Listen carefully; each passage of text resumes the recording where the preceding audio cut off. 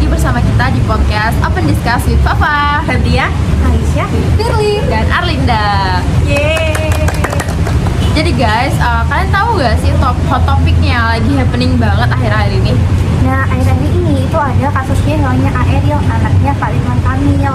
Kalian pada tahu kan nih? Iya, Ya, tahu tahu. dong. Tahu dong, kan di media lagi rame banget diberitain di media sosial, di televisi, beritain tentang Ariel katanya hilang di sungai Iris Swiss kan. Iya, benar. Ya benar banget. Nah, podcast hari ini kita itu akan ngebahas keterkaitannya berita hilangnya Ariel yang ditampilin di media dengan teori media massa. Nah, teori media massa ini kan banyak macamnya kan. Iya. Nah, kali ini kita itu akan ngebahas melalui perspektif dari teori agenda setting.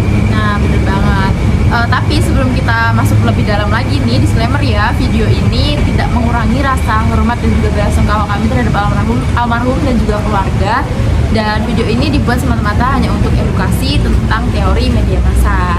Oke, balik ke topik tadi tentang agenda setting nih. Buat teman-teman yang nggak tahu nih agenda setting itu apa, jadi agenda setting itu adalah salah satu teori media massa di mana media itu punya kekuatan guys, punya kemampuan untuk membingkai, membentuk atau memilih suatu isu atau peristiwa yang mereka anggap penting untuk disampaikan kepada khalayak gitu. Jadi istilahnya media ini seperti punya gatekeeper sebelum akhirnya informasi itu sampai ke khalayak gitu.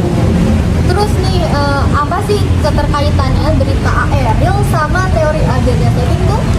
Nah, dalam kasus ini itu tuh media menayangkan berita ini secara terus-menerus. Bisa jadi media itu mempunyai maksud dan tujuan tersendiri serta media itu merasa bahwa berita ini patut atau penting ditampilkan ke khalayak. Padahal banyak berita-berita lainnya, contohnya seperti berita ditangkapnya beberapa pejabat pemerintah oleh KPK. Nah, di sini bisa dilihat kan bahwa media ini bisa memilih gitu isu mana atau berita mana yang akan mereka tampilkan ke media untuk khalayak gitu.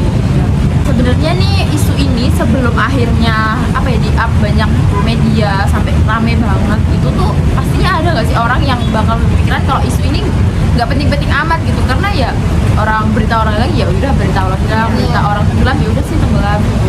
Tapi ketika akhirnya media ini terus-terusan menayangkan meng-up video berita ini gitu, pastinya orang-orang juga punya anggapan nih kalau misalkan isu ini penting ya, wah ini isu ini juga lagi ya penting gitu buat kita gitu. Nah, ini tuh ada salah satu relasinya dengan salah satu asumsi dasar dari teori agenda setting sendiri guys. Jadi teori asumsi dasarnya itu mengatakan jika media itu menekankan suatu isu atau peristiwa, maka media itu juga akan mempengaruhi pola pikir dari khalayak sehingga mereka juga akan menganggap isu itu penting juga gitu. Nah, kalau udah kayak gitu pasti ada dong efek yang bisa dirasakan. Pastinya ada. Nah, efek yang dirasakan dalam media itu seperti dunia pertelevisian.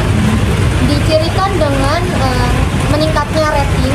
Salah satu contohnya itu yang kemarin berita tentang Ariel itu dibuat program oleh saluran televisi yaitu SCTV dengan judul doa untuk Ariel, terus selamat jalan Ariel.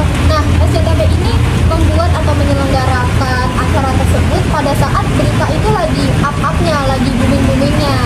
Nah, otomatis orang-orang banyak mengetahui, banyak menonton acara tersebut. Tetapi secara tidak langsung media itu seperti ada maksud dan tujuan. Dengan maksud dan tujuannya itu dengan meningkatnya rating. Nah, makanya mereka menyelenggarakan acara tersebut.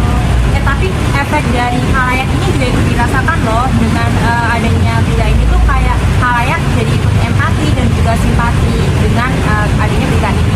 Nah, padahal mereka tidak mengenal secara langsung Ariel ataupun keluarganya secara pribadi gitu ya, tapi mereka itu merasakan sedih gitu ya. Iya. Nah, dari sini tuh mereka juga jadi waspada gitu ketika berada di tempat wisata yang berbau air kayak misalnya sungai, pantai gitu, atau laut. Mereka jadi lebih berhati-hati gitu kan. Nah, orang tua mereka juga iya kayak mereka lebih berhati-hati dan waspada untuk ngejagain mereka gitu. Jagain anak-anaknya Iya, gitu ya. Nah betul banget tuh yang Mbak Fadia tadi. Nah itu guys relasi antara filmnya Ariel dan juga teori agenda setting, di mana inti dari teori agenda setting itu media itu mempunyai kemampuan untuk memilih isu atau berita mana yang akan ditampilkan